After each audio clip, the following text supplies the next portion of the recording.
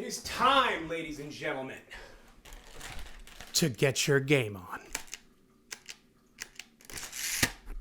Yu-Gi-Oh! GX Generation X. If you grew up in the 2000s, there's a high chance you've heard of Yu-Gi-Oh! Before. Yu-Gi-Oh! Was the card game that took the world by storm, and for good reason. The rules were simple. Reduce your opponent's life points to 0 using a combination of monsters, spells, and trap cards. Pretty much everywhere you looked, kids had Yu-Gi-Oh! Cards. I know I myself had a giant collection. Because back in those early days, Yu-Gi-Oh! Was really easy for anyone to pick up and play, especially kids. I was very addicted to this game. Mostly thanks to my cousin introducing me to the card game, but also because I would go on Saturday morning cartoons and see the anime based on the card game. I'm absolutely sure you know what I'm talking about. The Yu-Gi-Oh! Anime was an important part of my and many other kids' childhood. It was the show with the crazy-haired anime boy putting trading cards into that little disc thing into the side of his arm, and then the cards would come to life. That's an amazing way to sell kids cards right there. I was hooked. I have unbelievable amounts of nostalgia for the original Yu-Gi-Oh! But I also think, like, everyone on YouTube has already talked about that show to death, and I would really much rather talk about its direct sequel, Yu-Gi-Oh! GX. Yu-Gi-Oh! GX was absolutely incredible. It was an improvement of the original series in pretty much every conceivable way, and I adore this series with all of my heart, and I would love to peel back the layers and try to explain my love for this series a bit more, because it goes way beyond being a card game advertisement to me. To me, this is a real series with real characters that I genuinely loved getting to know and following their stories throughout. I simply want to tell you all why Yu-Gi-Oh! GX deserves to be remembered.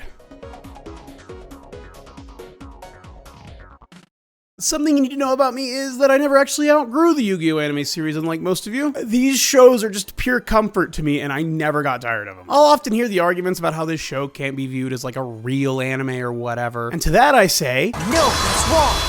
Come on, what are you saying? Of course it's a real show. Come on, give it a chance. I can think of a few reasons why you might not like it. It's also factually wrong to say it's not a real anime, because it is an anime, but I jest. Listen, if you like absurd stuff in anime, then Yu-Gi-Oh's kind of right up your alley, because the absurdity in this show is kind of mind-blowing at times. Like, all these shows are insane. The world revolves around a card game to solve literally every single problem people come across. It also just chooses to run with that the entire time.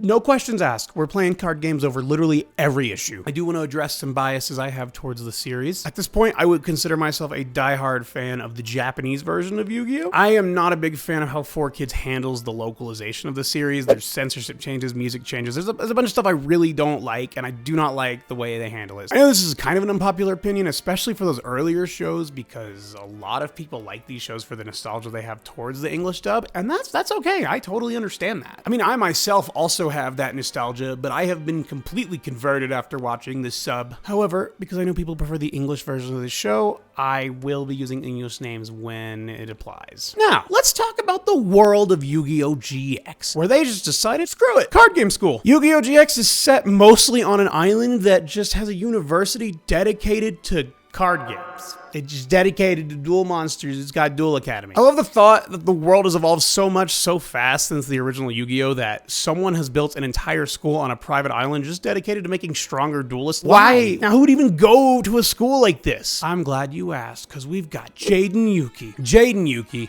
my absolute GOAT, my absolute king, my absolute hero, is the protagonist of Yu-Gi-Oh! GX, and you know he's the protagonist because within 5 minutes of the show starting, he runs into Yugi Moto, the previous protagonist, and is gifted a card with a monster spirit that he can literally talk to. That is main character energy if I've ever seen it. Despite the fact that Mr. Teacher Man Professor Crowler tries to cheat because he's butthurt about Jaden being like a little late to the entrance exams, Jaden beats his ass and gets accepted into Duel Academy, albeit he is placed in the lowest faction called Slifer Red. It took me all of about 2 seconds to like Jaden better than Yugi, and I think it's because he's just a more likable and relatable character. GX is also when they started giving characters actual focused decks as opposed to mishmashed garbage, so it was really cool to actually see themed decks, especially when Jaden runs one of the coolest decks in Yu-Gi-Oh! History with the Elemental Hero cards. It's a deck based on superheroes. Dude, just take my money now. I was obsessed with getting my hands on a Flame Wingman when I was younger. Throughout the first season, we see Jaden meet a bunch of, and I do mean a bunch of characters to establish the world. This season is very antagonist of the weak plot because we gotta build up and establish our characters, even if like half of them are gonna get sidelined for cooler characters later. I've seen people criticize the early season of GX for being entirely slow and pointless, to which I disagree because I personally love that we start the series out this way. We We need to get to know the characters. Also, it's set in a school, so why wouldn't we have a more daily life setting? This was towards kids who were in school, and I was in school at the time, so I liked seeing the students do student stuff, going about their day. Among those characters that Jaden meets, we've got the likes of Cyrus Truesdale, who takes the sidekick role almost immediately. We got Alexis and Bastion, two characters who quickly warm up to Jaden and settle themselves into the sidecast role. Then, of course, you got the legend himself, Chaz Princeton, also known as Manjome Thunder, who serves as one of Jaden's many rivals. I'll actually give it to the dub, though. As cool as Manjome Thunder sounds, you just can't beat "She's about to get jazzed."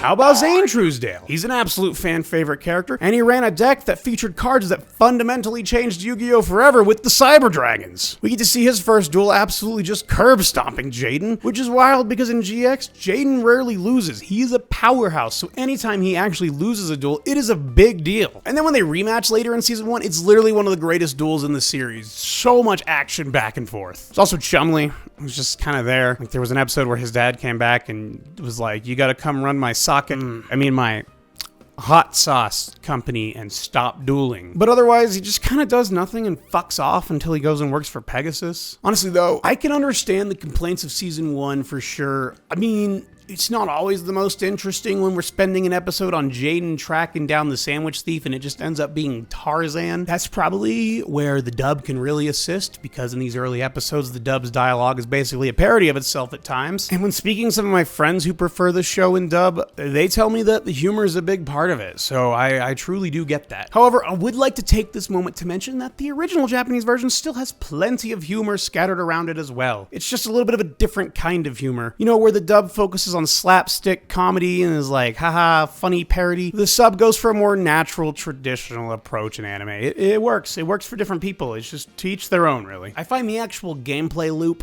of Yu-Gi-Oh!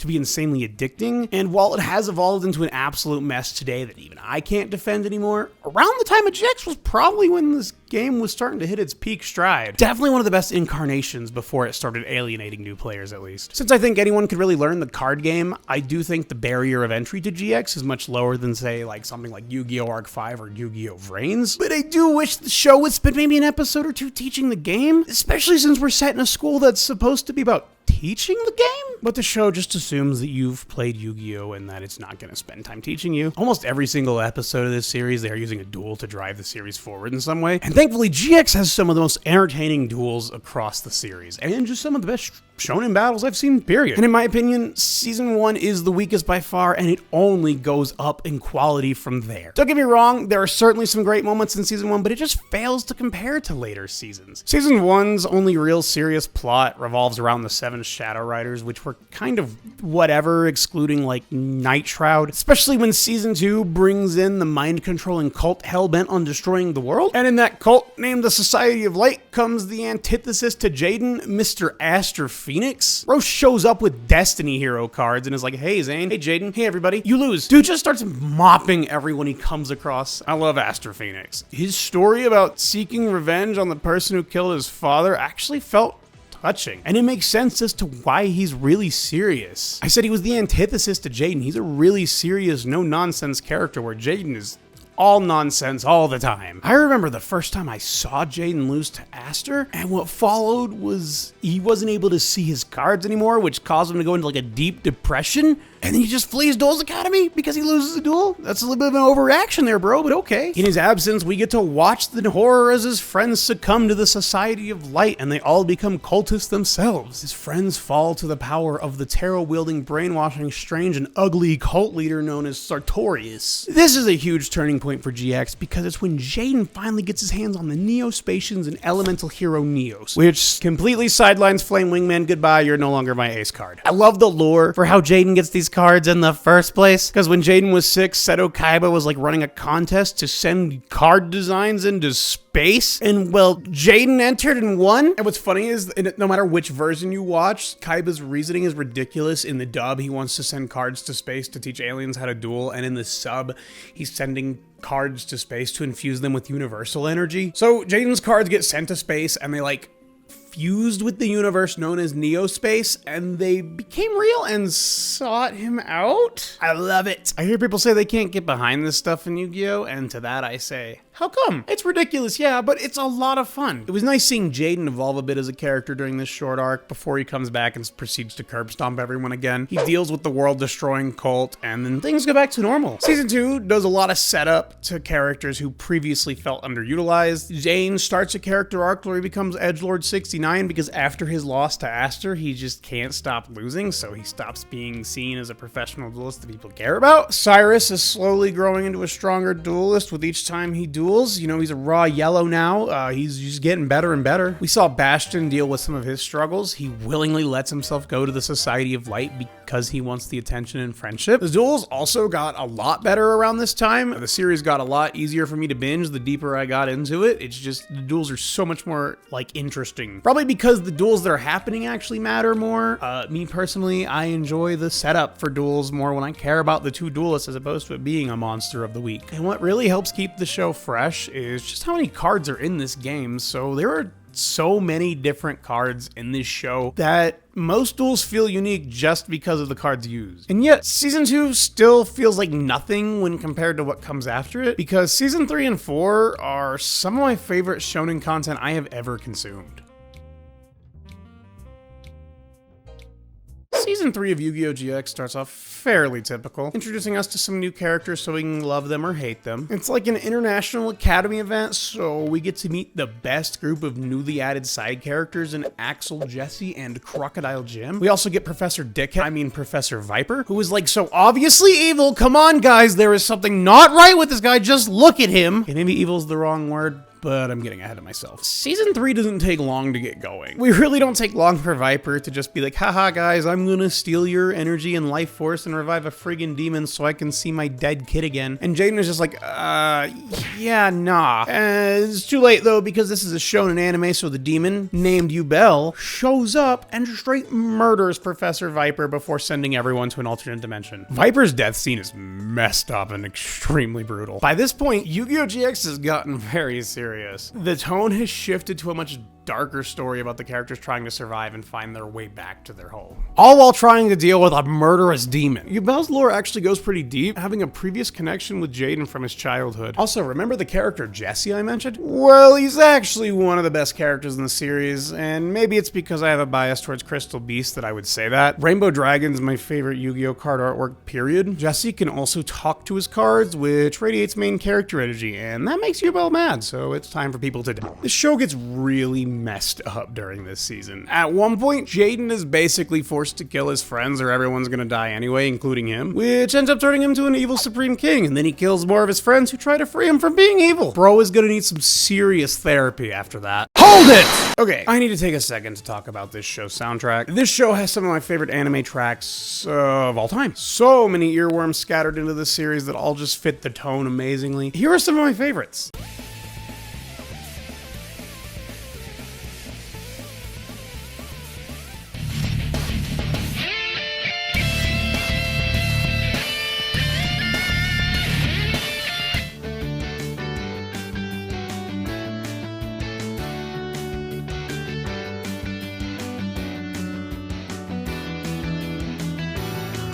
Sorry, dub fans. Unfortunately, 4Kids also changes the soundtrack to the series, and all of it sounds kind of... how do I put this? Bad. It's a real shame too. That's actually one of my biggest gripes I have with the dub. There are so many amazing songs that are just gone, and for what? Generic guitar riffs? Unmemorable background noise? Well, at least we got the amazing intro from the dub. Well, hooray. Jaden isn't evil anymore, but a lot of characters are sad or dying or dead. Cyrus is basically walking around the other world as a wandering monk, being all depressed and stuff, but then he shows up just in time to watch Yubel kill his brother. Legendary duel, by the way, 10 out of 10 would recommend. Finally, it's time for Jaden to duel Yubel, and they duel like twice, I'm pretty sure, where it feels like everything has truly come down to this moment. They go back and forth over and over. There's lore drops galore. We see a disturbing setting all to set the tone. It ends up going into a crazy direction after Jaden uses super polymerization for the most unexpected outcome, and then everyone gets sent back to the normal world, excluding Jaden. And that is where the show ends if you watched it in English. Unbelievable. And this is where the dub really starts to drive me insane. Like, they tried so hard to change the tone all season despite what was happening on screen, like saying people were being sent to the stars instead of being killed. And they were trying so hard to avoid the fact that people were facing death and demons in this world. But then they end the show in such a way that the main character might be killed off? That's darker than what actually happens. I thought that's how the show really ended, and as a kid I was just like, oh my gosh, do I have to mourn this guy? It was time to move on. Yu-Gi-Oh! 5Ds was airing. I just kind of had to keep going. Except that is not where the series actually ends. Would you believe there's an entire 4th season of Yu-Gi-Oh! GX that never got dubbed? Well, yeah, actually, you probably have. That's pretty common knowledge now. The show's like 20 plus years old. Maybe if I'd have told you in like 2009, this would have been big news to you. It makes me so sad that people tend to miss out on what could very well be the best season of Yu-Gi-Oh! Anime, period. For me, it at least makes top 3. I'm not exactly sure where in that top 3, but top 3 for sure. It's a short but tightly written final season that serves as a great conclusion to everything we've seen before. Like, first of all, we have follow-ups to what actually happened in season 3. Zane still has heart issues. Jaden is a hollow husk of a human being. Fujiwara still needs to do something cool with the gang. Wait, who's Fujiwara again?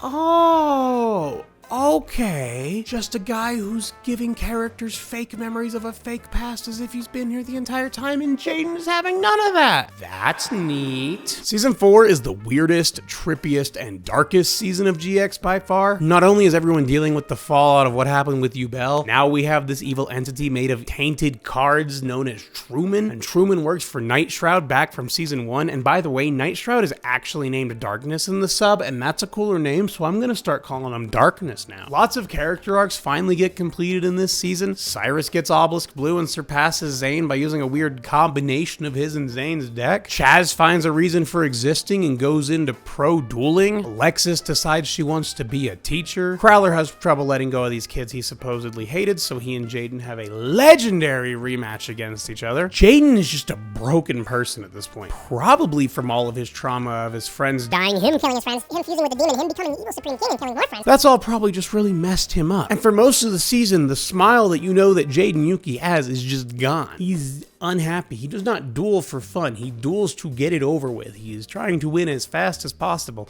and his friends try to reignite his passion for dueling, and they struggle pretty hard. The characters are in their final year, and they're on their path to graduate Duel Academy. That is if they don't all die beforehand. In the final stretch of episodes, everything comes crashing down. Darkness has invaded the world and has come to take everyone's lives. We literally see as the world population begins to succumb to Darkness's influence, and this dude like tortures these people. It's pretty horrifying. Eventually we see everyone get picked off until it is just Jaden left on the planet. If I had seen as a child that Jaden Yuki was the only person left alive on the planet and he was about to face off against essentially the devil, I'm not sure I'd have been able to recover. The duel between Darkness and Jaden is one I often rewatch. Easily one of my favorite shonen battles I've ever seen. It's the absolute pinnacle of everything GX has done up to this point. It's a great climactic duel, a great final battle for the series. This literal demon is destroying the world and is like, no, but I handle everything through card games, so we're gonna do that. And you know what? He drops a lore bomb that makes me think he has to play card games. This guy sits here and tells Jaden that in the beginning of time, there was a single card and the universe is created from a single card. Let me repeat that. The Yu-Gi-Oh! Universe was created by a card. That is amazing. How else can you take that other than amazing? How can you sit there and say that's dumb and not love every second of that? It's funny, doesn't Pegasus create cards later? So it's like, what does he do and why does he create cards if the universe was created by cards? Was he willed by the universal card to do it? Jaden is of course triumphant and everyone is returned alive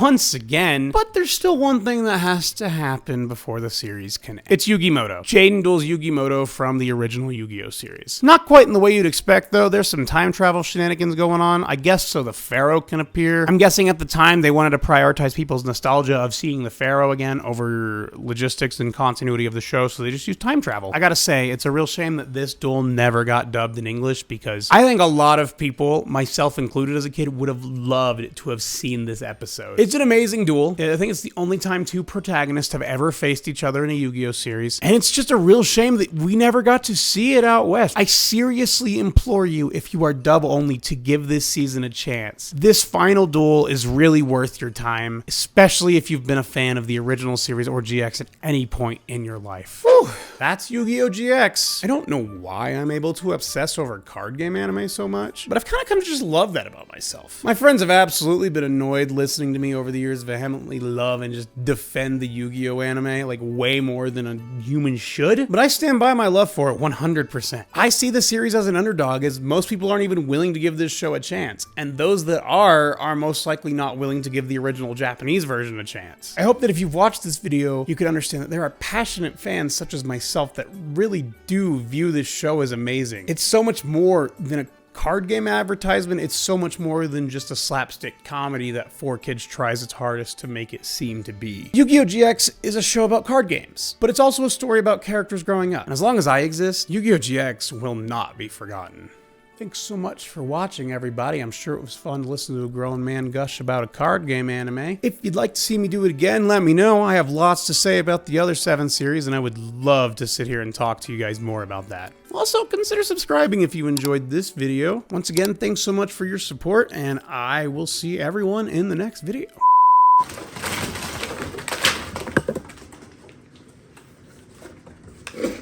I realized there was someone on the couch. Okay.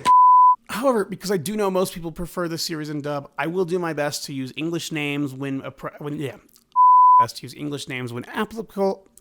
Names when applicable. I can't fucking say applicable.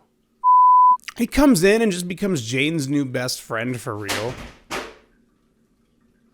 The fuck was that?